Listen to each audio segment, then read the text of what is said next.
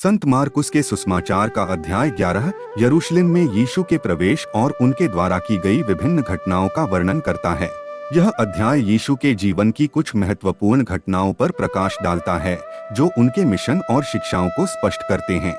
इस अध्याय को समझने के लिए हमने इसे 5 भागों में बांटा है। पहला भाग, इस भाग में यीशु और उनके शिष्य बेथफगे और बेथनिया के पास जैतून पर्वत के निकट पहुंचते हैं।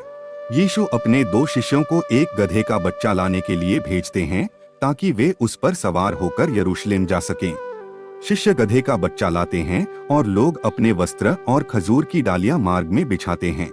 लोग होशाना चिल्लाते हैं और यीशु का स्वागत राजा के रूप में करते हैं। यह घटना मसीह के रूप में यीशु के आगमन का प्रतीक है। दूसरा भाग, अगले दिन जब यीशु और उनके शिष्य यरूशलेम की ओर लौट रहे होते हैं तो यीशु भूखे होते हैं और एक अंजीर का पेड़ देखते हैं, हालांकि उस पर फल नहीं मिलता। तब यीशु उस पेड़ को शाप देते हैं जिससे वह सूख जाता है। यह घटना प्रतीकात्मक है और यहूदी धार्मिक नेताओं की आत्मिक निर्जीवता को दर्शाती है। तीसरा भाग, यीशु यरूशलेम के मंदिर में प्रवेश करते हैं और वहां के व्यापारियों और साहूकारों को निकाल देते हैं। वे मंदिर में व्यापार करने वालों पर क्रोधित होते हैं और कहते हैं, मेरा घर प्रार्थना का घर कहलाएगा, परंतु तुमने इसे चोरों की गुफा बना दिया है। यह यीशु का धार्मिक शुद्धता और मंदिर की पवित्रता के प्रति समर्पण को दर्शाता है। चौथा भाग, अगले दिन जब शिष्य अंजीर के पेड़ के पास से गुजरते हैं तो देखते हैं कि वह पेड़ जड़ से सूख गया है। यह चमत्कार विश्वास की शक्ति को दर्शाता है।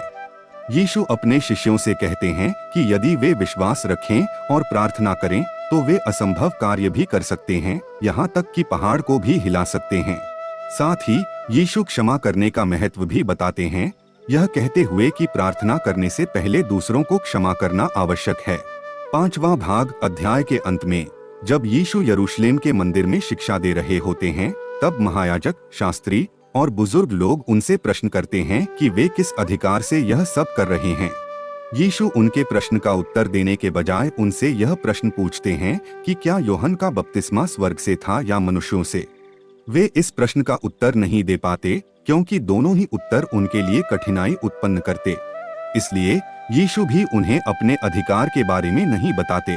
इस प्रकार मार्कुस 11 अध्याय में यीशु के जीवन की कुछ महत्वपूर्ण घटनाएं वर्णित हैं जो उनके ईश्वरीय अधिकार, विश्वास, प्रार्थना और धार्मिक शुद्धता पर जोर देती हैं।